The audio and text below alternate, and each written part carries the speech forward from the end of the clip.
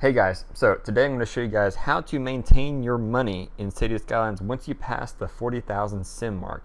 Now, starting off is pretty easy. I actually have a video on that over here somewhere, probably in the description below. But anyways, so a lot of times once you hit about 50,000 sims, you start building in nice big buildings like this guy right here, the luxury hotel, and you build out like fancy beachfront stuff, and you have all your parks, and you start building out colleges.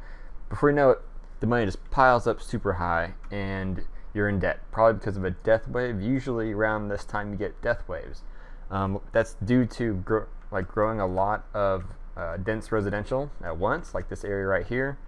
If all these sims move in at once, then in X amount of years, I forget how much the game calculates that, but in X amount of years, all these people die at the exact same time, and then your population and everything just goes spiraling down the hole and you are broke. So to avoid this, you can simply build yourself some crematoriums. Don't build so many, they're very expensive, 720 a week, but build them in the areas where there's a lot of people dying. You don't want to build them far away because they're gonna have to drive all the way across the city just to get there.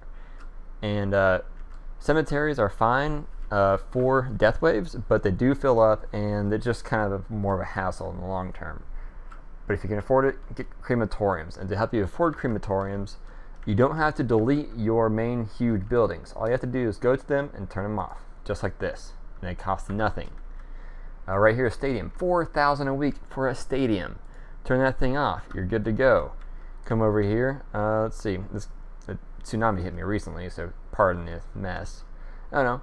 Turn off all that stuff. That'll save you a ton of money. And then nothing to look at is in a death wave, usually your power usage goes way down. See, I'm making 1,000 megawatts right now. I'm only using 278. So come over here to the old industrial area, wherever your power plants are, and just start turning them off.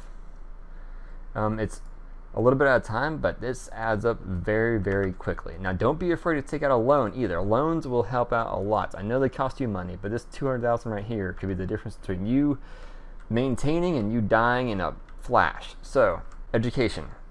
Now, education is important for, educating your sims, but it's not entirely necessary in the short term. So, you know what? If you need to save 2,400 a week, there you go, knock out that Modern Technology Institute and you are saving a ton of money. And everybody's going to be mad at you, but if it's a death wave, everybody's going to be mad at you anyway, so don't worry about that too much. Other things to watch out for is minimize the use of large roads.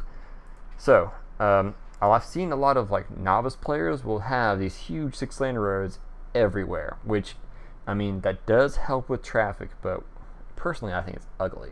Second off, this costs 128 cents per cell per week. That doesn't sound like a lot, but compare that to the little road right here, 32 cents per week per cell, and it takes up half as many cells as the large 6-lane road. Now, so that's like 8 times cheaper than the large road. Now you have to go through and look and see, do I really need this road to be such a massive road, Maybe go in and just skinny it out. You'll be surprised by how much traffic can fit on a 2-lane road, especially if you go into the old junction manager over here and you can tell it to, hey, maybe have a stop sign on these 2 sides and then leave the through traffic. Something like that. Simple things like that will save you a ton of money and a ton of time. Now, other things you can do are disable your parks, like right here's a bird and bee haven. Turn that off. People would be mad, but they're not going to move out and they're not going to abandon their buildings, so they'll keep paying their taxes. They may downgrade if things are really bad, but you're still going to be pulling in taxes. I told you about the power stuff. Also, the same thing goes with water. Let's see here. We have way too much availability in sewage treatment capacity. So to go through here, knock out a few of these. It costs nothing to turn them on and off. It just saves a bunch of money, really. I go through here, wherever our water intake is. I'm not sure where here it is. Here's our water intake. Just turn off a couple of these babies and you are saving money. Anyways, thanks for watching. I'll see you next time.